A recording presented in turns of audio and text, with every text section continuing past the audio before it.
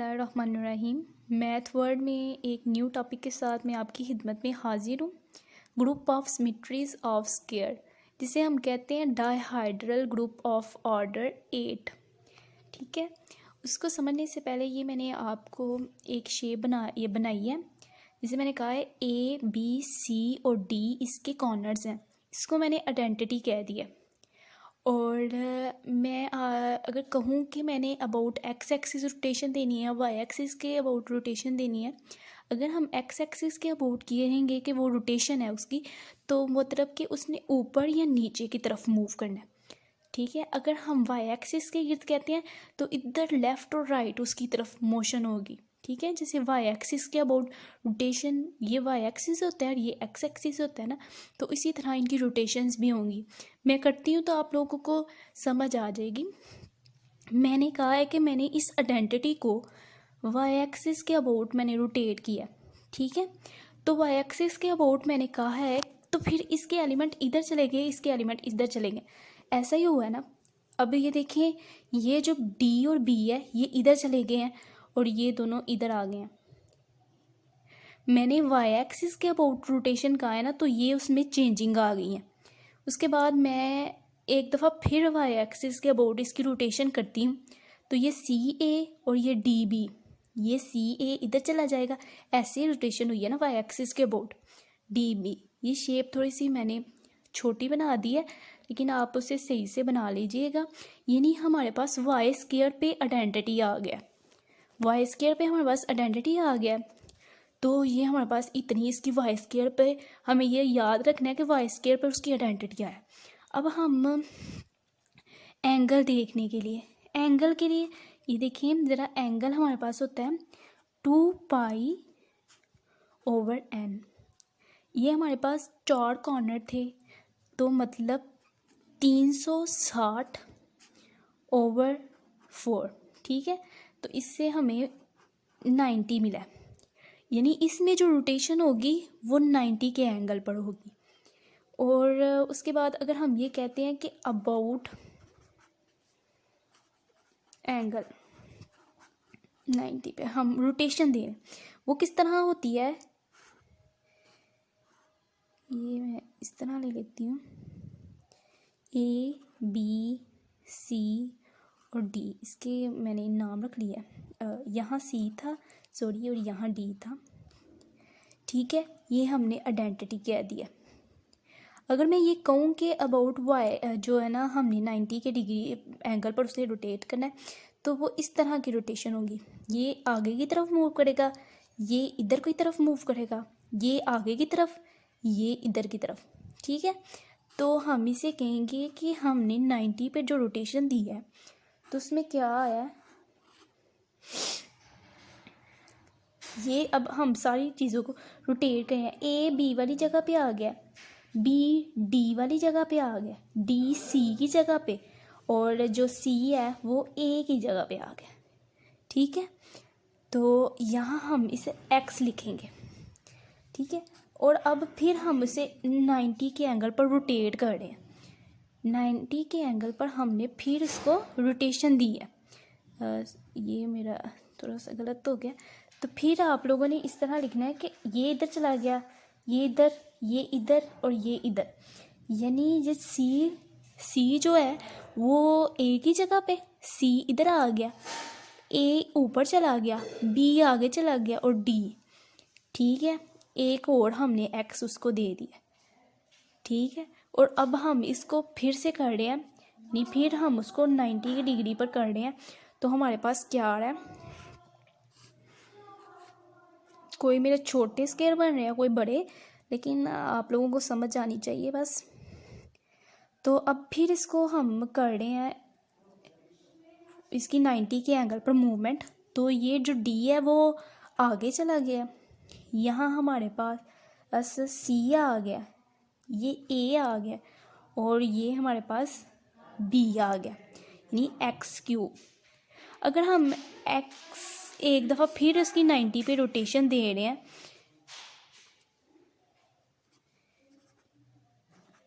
यानी x4 पर हमें आइडेंटिटी फिर से मिल गया, x4 पर हमें आइडेंटिटी फिर से मिल गया है। यानी हमारे पास वाई स्क्वायर पर एक आइडेंटिटी मिला था और एक एक्स की 4 पे हमें आइडेंटिटी मिला है। यानी हमने उसकी 90 पे रोटेशन दिया, एक दफ़ा एक्स, एक एक्स स्क्वायर, एक दफ़ा एक्स क्यूब, एक दफ़ा एक्स 4, यानी एक दफ़ा हमारे पास वाई स्क्वायर पर आइडेंटिटी आया था, एक दफ़ा एक्स 4 पर आइडेंटिटी आया। तो अगर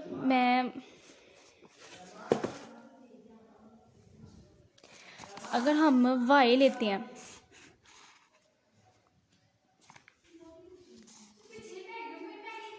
DCBA, ये वाया हमने इधर लिया था ना, ये वाला चीज़ हमारे पास वाई था, ये वाई था ना, ये मैं वाई लेती हूँ।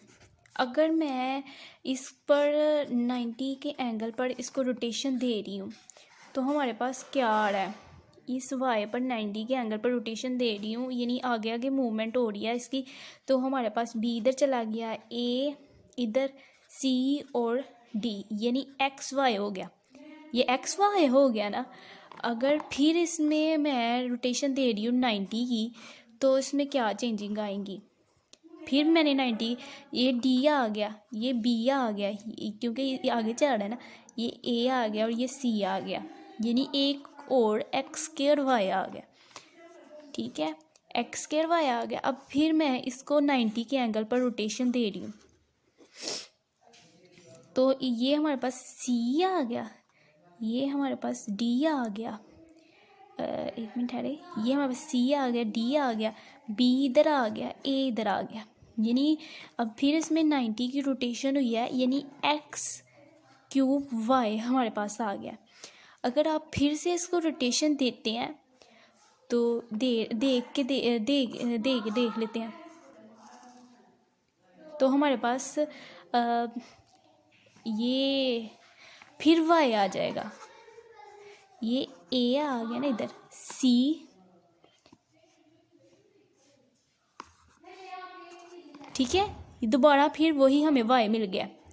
तो मुझे लगता है आप लोगों को इस रोटेशन वाली चीज़ की समझ आ गई। इससे हमारे पास एलिमेंट आ जाएंगे। तो हम इधर लिखेंगे कि D4 इज़ इक्वल है, हमारे पास सबसे पहले हमने इसमें एक वाई सबसे पहले आइडेंटिटी एलिमेंट था, एक हमारे पास वाई वाला एलिमेंट था, वाई लिखेंगे। एक दफ़ा हमारे पास एक्स वाला एलिमेंट था, एक्स वाला, फिर एक दफ़ा एक्स स्क्वायर वाला आएगा, एक दफ़ा एक्स क्यूब वाला आएगा। यहाँ हम लिखेंगे एक्स स्क्वायर, एक दफ़ा एक्स क्यूब, और एक्स की 4 पे हमने देखा था कि वो आइडेंटिटी आ गया है, ठीक है ना, तो वो तो हम नहीं लिखेंगे क्योंकि आइडेंटिटी पहले ही इसमें मौजूद है।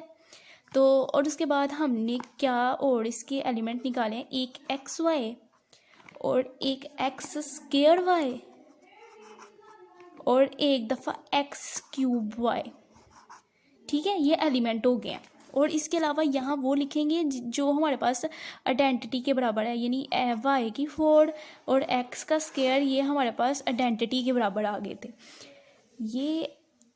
ये हमारे पास होगी इसकी पूरी जो एलिमेंट निकालने हैं, इसमें क्या क्या रोटेशंस होनी है, ये सारी इसमें ना लिखी हुई हैं। और इसके बाद मैं आप लोगों को इसके कैले टेबल के बारे में बता देती हूँ। ये हमने सारे इसके एलिमेंट्स लिख दिए हैं, ठीक है, ये जो मैंने ऊपर लिखा हुआ है D4, ये सारे मैंने इसके एलिमेंट्स लिख दिए हैं, ठीक है, और इसका कैले टेबल बना लिया है। ये हमारे पास ऑपरेशन लगता है और ये सारे एलिमेंट्स लिख लिए, ठीक है। उसके बाद जब पहले एलिमेंट को, इस वाले एलिमेंट को मैंने इस सब से मल्टीप्लाई किया, तो वो आइडेंटिटी तो वही चीज़ दे देती है ना, किसी चीज़ के साथ मल्टीप्लाई करें आइडेंटिटी को तो वही चीज़ आ जाती है। तो ये पहली जो रो है वो तो कंप्लीट हो गई।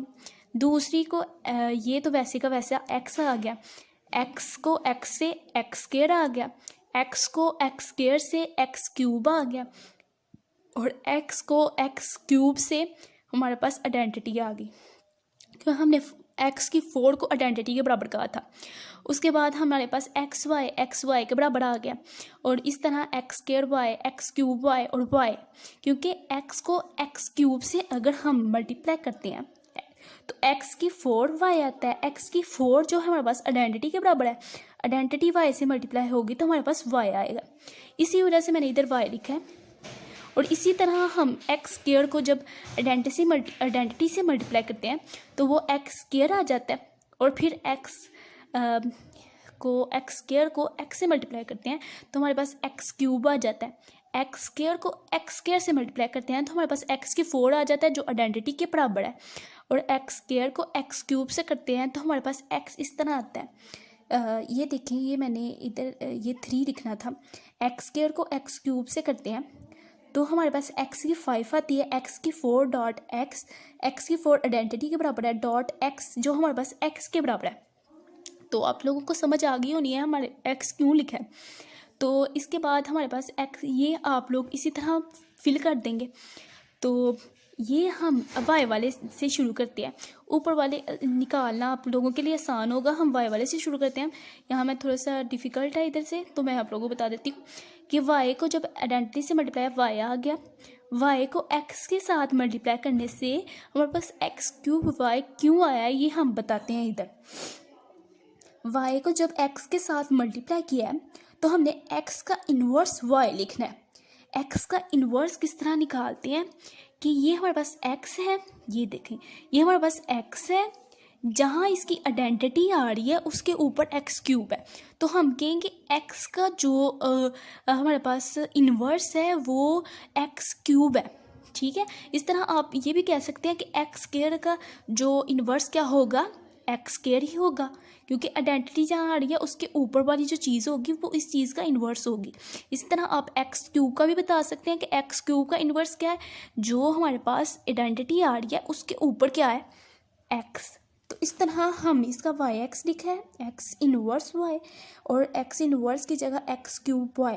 ठीक है, और इसी तरह मैंने वाई एक्स स्क्वायर का भी इसी तरह निकाला हुआ है, एक्स स्क्वायर वाई। ये पूरा जो टेबल है आप लोगों को ये पूरे टेबल की समझ आ जाएगी।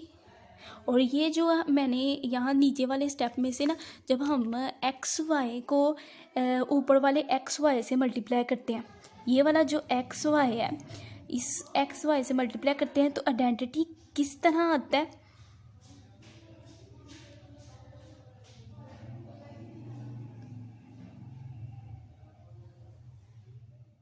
वाई को जब हम एक्स वाई से मल्टीप्लाई कर रहे हैं तो हमारे पास आइडेंटिटी किस तरह आ रहा है, वो ये इस तरह आ रहा है कि जब हम एक्स वाई को एक्स वाई से मल्टीप्लाई कर रहे हैं, एक्स वाई, यानी वाई एक्स हमारे पास इधर निकला था एक्स क्यूब वाई के बराबर है, तो वो मैंने लिख दिया एक्स क्यूब वाई, और एक्स की 4 बन जाता है, वाई स्क्वायर आ गया, ये आइडेंटिटी के बराबर था, और वाई स्क्वायर हमारे पास लिखा गया, और वाई स्क्वायर जब आइडेंटिटी से मल्टीप्लाई होगा तो वाई स्क्वायर आएगा, वाई स्क्वायर हमारे पास आइडेंटिटी के बराबर है।